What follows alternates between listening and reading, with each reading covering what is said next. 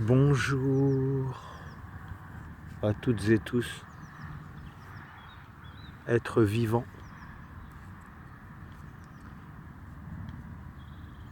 Tout d'abord, merci pour vos commentaires sur les 2 courtes premières vidéos. Une précision à apporter, ce que j'expose dans les vidéos n'est que ma perception personnelle, mon analyse et mes constats. Donc bien évidemment, ce ne sont pas des vérités entre guillemets, même si la vérité, en fait, personnellement, je m'en cogne. Il n'y a que ce qui est juste qui m'intéresse. Bon, j'ai que 12 minutes parce que j'ai plus beaucoup de place sur le smartphone. Je voulais faire une petite capsule au sujet des autorités illégitimes, autoproclamées, ce système de domination, notre soumission constante face à des pseudo-autorités, médecins, hommes politiques, professeurs, toutes ces choses-là, ceux qui sont censés, l'intellect est censé être de l'intelligence, or ce n'est pas le cas, bien évidemment. Il y a des êtres qui sont bardés de diplômes et qui n'ont rien dans la tronche, en fait. C'est que des perroquets. Et ils ont juste une capacité à engranger de la connaissance, je précise bien de la connaissance et non du savoir. Il faudrait commencer à arrêter de faire cette confusion permanente. Donc, premier point, complexifier ce qui est simple.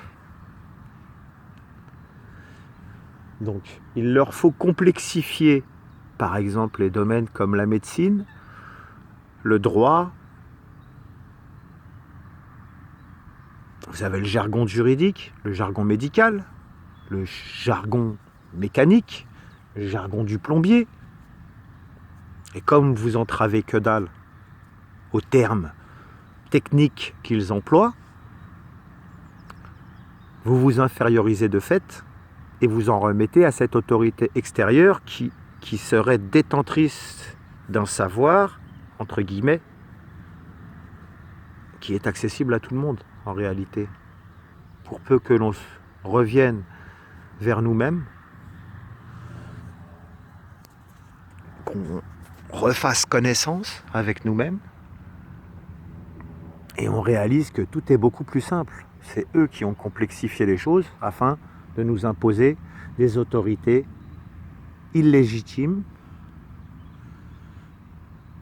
et délétères, parce que on assiste à une infantilisation de l'être, à une infériorisation de l'être, que ce soit dans le domaine du travail, quand vous avez un souci de santé, qui est simplement une alerte face à un déséquilibre physiologique.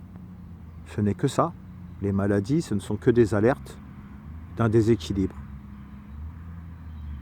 Donc je vous conseillerais d'aller lire l'excellent Régime sans mucus d'Arnold Ehret, E-H-R-E-T, hygiéniste allemand, qui est étrangement décédé dans un accident de voiture. Vous comprendrez où je veux en venir. Et qui expliquait vitalité égale obstruction, force moins les obstructions. Voilà. Donc à tout complexifier, à utiliser des jargons, regardez le nom qui donne aux maladies, quand vous regardez la définition, c'est complexifié pour rien. Puis quand vous commencez à vous soigner par vous-même et à conseiller aux gens autour de vous, on vous dit, qu'est-ce que t'en sais, t'es pas médecin. Mais qui finance les études des médecins, des vétérinaires? si ce n'est Big Pharma, une fois de plus. Donc nous sommes dans le règne du tout antibiotique. Alors, antibiotique. Qu'est-ce que le biote? Le biote intestinal. C'est notre système immunitaire. Et vous l'avez compris, antibiotique contre le système immunitaire. Voilà.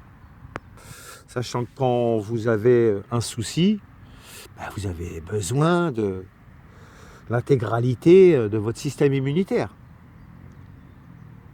qui est le premier soldat pour combattre toute forme de déséquilibre. En fait, la maladie se situe dans les intestins et dans le côlon. Donc, on ne va pas s'éloigner. Il me reste 6 minutes et quelques. Quand vous allez voir un médecin, il représente une autorité officielle, donc vous vous infériorisez de fait, vous vous soumettez de vous-même. Et même si vous êtes athée, on va faire un petit mot d'esprit, même si vous êtes athée, vous avez foi. Vous avez foi dans le médecin, vous avez foi dans le politique. Et vous gobez du chimique sans vous poser de questions. Sans même prendre le temps de regarder les effets indésirables. Et on est en plein dedans, avec le coquille vide. On est en plein dedans. Voilà. Il faudrait que je te retrouve le nom. Il y a un vétérinaire canadien, justement, qui s'est rendu compte que les vaccins administrés aux chiens, aux chats, enfin aux animaux en général, c'est ce qui les tuait, c'est ce qui provoquait les cancers. Vous voyez, donc ils testent sur les animaux avant de tester sur les hommes. Et donc cette autorité-là vous impose plein de choses et vous versez une obole. Parce que cet intermédiaire, nous sommes à l'ère où nous devons apprendre à nous passer des intermédiaires. Nous devons être notre seul intermédiaire entre nous et nous-mêmes, en fait. Puisque sentir, c'est savoir. Et prendre bien soin de faire silence en soi, afin de ne pas être perturbé, parasité par l'astral. Parce que s'il n'y a pas un minimum de silence en vous, l'esprit ne pourra pas s'adresser à vous et vous ne serez pas dans les bonnes dispositions pour être tout oui quant à ce que l'esprit a à vous communiquer. Voilà. Il reste 4 minutes. Grosse bise à mon ami Seba Possible. Voilà. Parce qu'il est passé par là. Son chien avait une leptospirose, soi-disant. Tout plein de traitements. 800 € de vétérinaire pour au final s'entendre dire que le chien devrait être euthanasié. Et au final, je lui ai soumis quelques petits conseils. Argent colloïdal, propolis noir, l'huile de ricin en cataplasme sur les reins ou le foie. Bon, il faudrait raser le chien pour que ça rentre bien dans les pores de la peau. Mais bon, il y a tout plein de choses. Et son premier miracle, me dit-il, c'est que son chien va beaucoup mieux, il se remet à manger, il reprend de la vitalité, donc il est allé voir ces pseudo-autorités qui ont le cachet faisant foi du monde médical pour mieux les cautionner, leur a dit le fond de sa pensée, et un moment très très puissant. Je l'expliquerai peut-être dans une autre vidéo parce qu'il me reste 3 minutes. Donc, cessons de nous soumettre à des autorités extérieures à nous. Que ce soit un professeur, un politique, même une divinité. Un croyant est un soumis de fait. N'en déplaise à mes sœurs et frères pratiquant une religion. Vous êtes soumis de fait. Vous devez vous soumettre à votre Dieu. Donc se soumettre, ça veut dire ne pas utiliser ton cerveau. S'en remettre corps et âme. J'ai soigné une diarrhée hémorragique à mon chien en 24 heures. Qu'avec des aliments naturels, et j'ai annulé mon rendez-vous chez le vétérinaire le lendemain. Un kyste de 3,5 cm à la prostate de mon chien, antibiotique évidemment, échographie 3 mois plus tard, qui décèle à la grande surprise de ce très cher vétérinaire, que le kyste a disparu. Et sa grande surprise m'a révélé quoi? C'est qu'il savait très bien que les antibiotiques n'y feraient rien. 3,5 cm sur une prostate, c'est énorme. Deuxième point, l'action miraculeuse de l'argile. Suite à sa gale, il avait un kyste en dessous de l'anus, long comme mon pouce. Et il avait des kystes provoqués par les attaques de la gale. Donc j'ai observé que l'argile qu'il a dans sa gamelle quotidiennement drainait les kystes. Je vous renvoie à l'excellent livre de Raymond Dextray, L'argile qui guérit. Les kystes ovariens sont drainés par absorption d'argile verte en voie interne.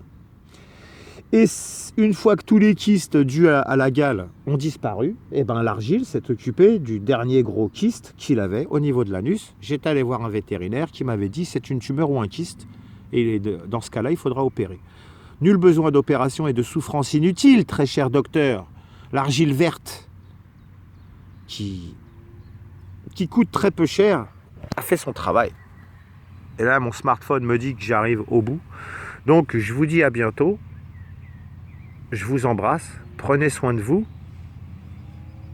Et n'oublions pas que soi seul sait. Grosse bise à Coco, à la rebelle, à Julito, à Justache, à Seba possible, à Léo. À bientôt. La bise.